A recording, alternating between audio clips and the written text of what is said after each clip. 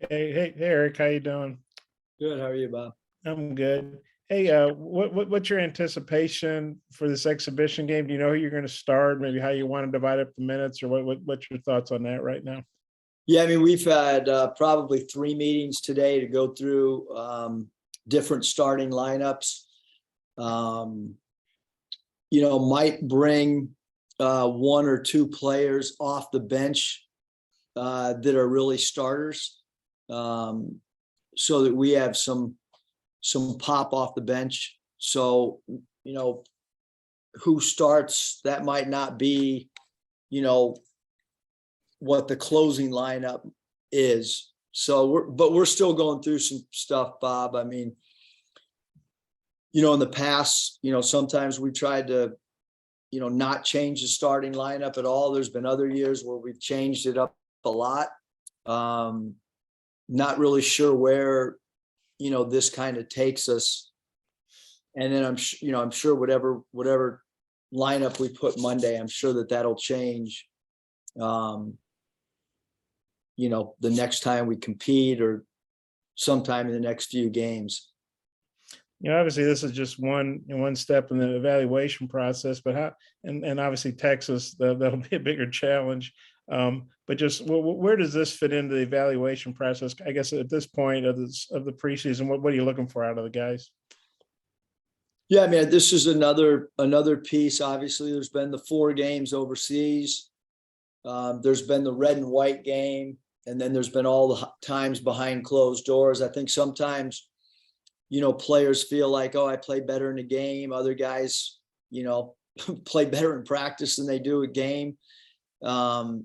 No player says that I play better in practice than a game. Sometimes that's a reality with some players at all levels. But there's been so much opportunity for the players on the roster between all the practices, as well as the time that they've played in front of the public eye, which is now 5 competitions. And some guys have exceeded expectations, and maybe some guys are still trying to find their way. So, what we put out there again as a starting lineup, I'm not really sure. In the big position, not really sure. Small forward position, not really sure. So we're still trying to figure out which route we might go for Monday. Okay, I might have a couple more, but I'll turn it back to Mike. Thanks. Curtis.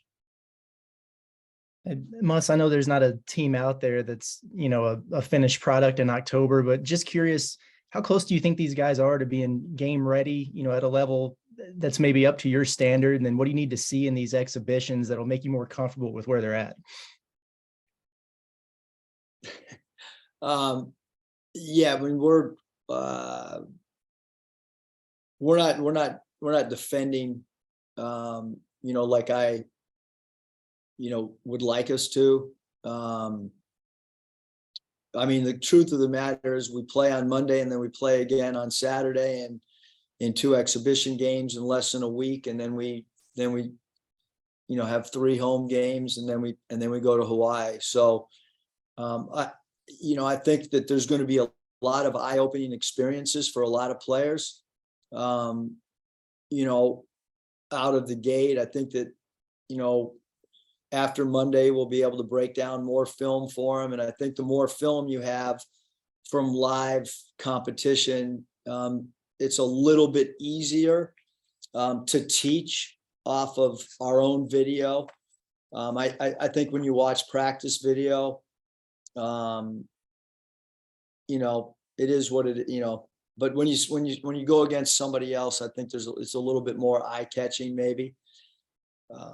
But we still got a ways to get better. But last year against a Division II team, really lucky to win probably. I thought Max Pender did a great job with his team. They were well prepared coming in here, and that was a very, very close game last year. So we obviously grew a lot from that game until the end of the season. But our team wanted to grow too last year. I think that, that was a big part of us getting better is buy-in and being where your feet are and trying to become better each and every day. And then when it's all said and done, I guess you guys will have 7 exhibitions or scrimmages, but this will be your only one in Bud Walton. What's the importance of playing in the home arena like that? And is this going to kind of mimic what you're going to have in terms of a regular season routine for game day? Yeah, I mean, we haven't been, we're not, it's basically been closed the last week. So in a normal, normally we would play on a weekend. Normally this game would be on Friday night or Saturday. Or even a Sunday, so that we could, have a weekend crowd. But Bud Walton is occupied right now with an event all weekend, so we won't even really get in there on Saturday or Sunday to even have a practice. So a little bit out of the ordinary for sure. Definitely out of the ordinary to have an exhibition game on a weekday, but it'll give the guys a good opportunity. They'll have to go to class, all day on Monday and then go straight from class to shoot around. So, that's a little bit more of a normal weekday look. I've never experienced in all the years that, not all, but in the 8 years I've done college, I've never experienced an exhibition game during a week or during a school day. So it'll be a good learning experience for me as well. Hutch? Yeah, Coach, I know one of your strengths is the scouting reports and all that stuff you do. Are you going to do that much for this exhibition, or what all goes into that thought process? We're just trying to get ourselves ready and kind of worry about ourselves, Hutch. So there will be for Texas where we'll break down their personnel but there's no film to go off this year. So we're not going to really go through any actions or personnel at all leading up to Monday's game. And then, like I said, maybe towards the end of next week, we'll probably do a little bit of Texas personnel, not as much as we normally would do at all. I mean, in my opinion, and our team has still got to be in the training camp mode. And then once exhibitions break in the NBA, that's when training camp ends.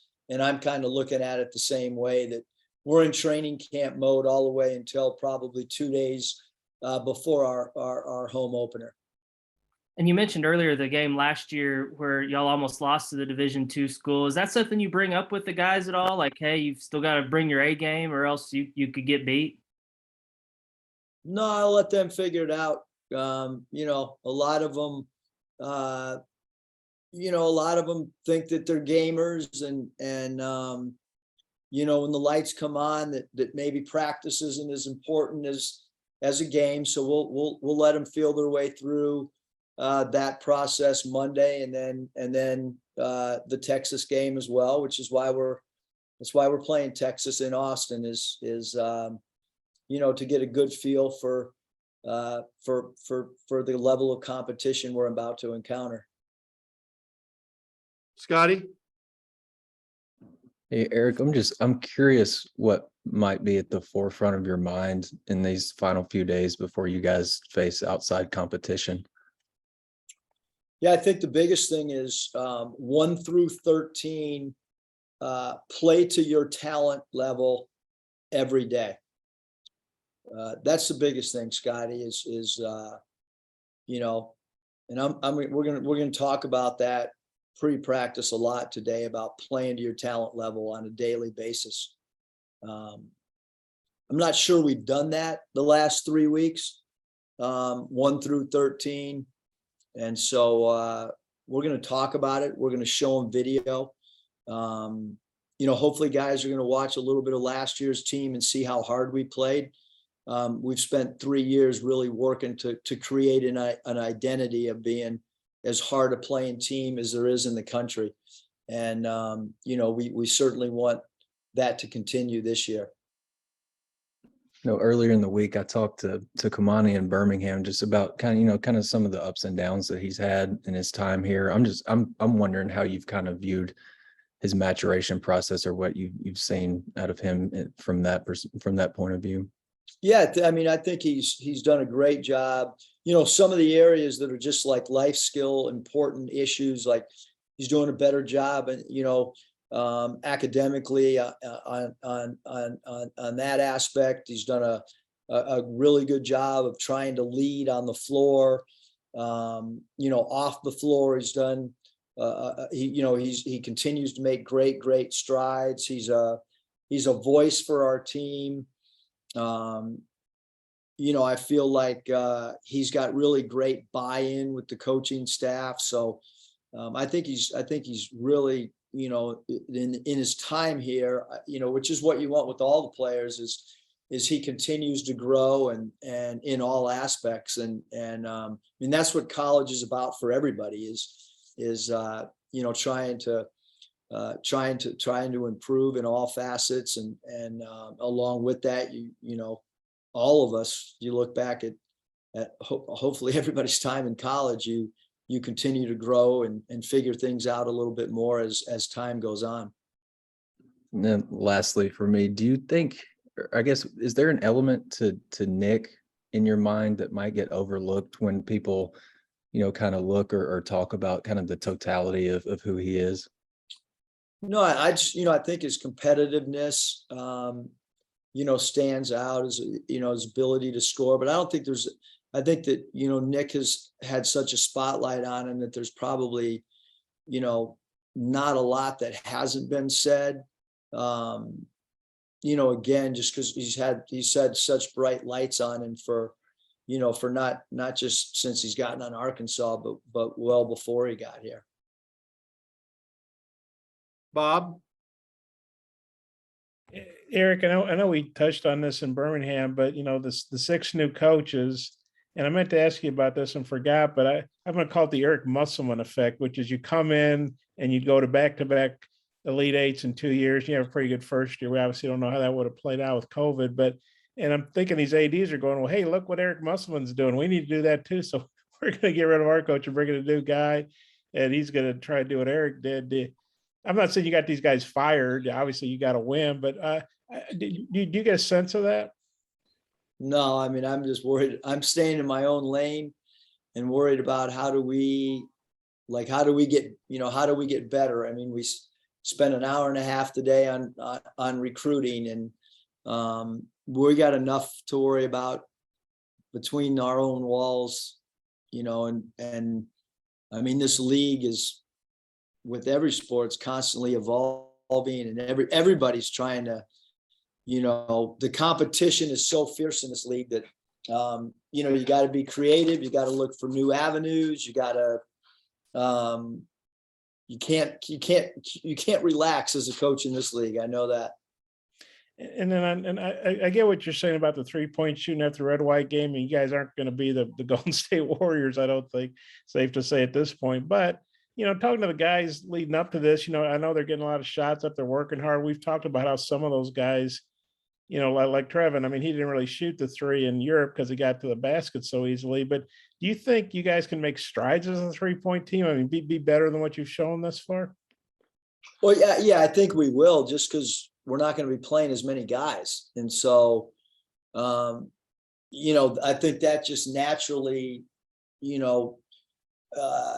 shooting the ball, it's about, which guys shoot the highest percentage, and those guys, getting their feet set. I mean, we have learned some things, like Ricky and I just met a little bit ago. When Ricky doesn't put the ball on the ground on his 3-point shooting, he's much more effective than when he plays off the bounce from 3. So that's just a little thing that we've just learned over the summer and time together. And I mean, he's so mature. He walked in my office today and said, Coach, I got you on putting the ball on the deck and then shooting a step back 3 as compared to my feet set. So I think as we kind of get to know the players' games, what areas they're most comfortable shooting the 3, We've certainly found just in a half court, not necessarily 3-point shooting, but the number of passes that we have on a possession will correlate with a higher shooting percentage as well.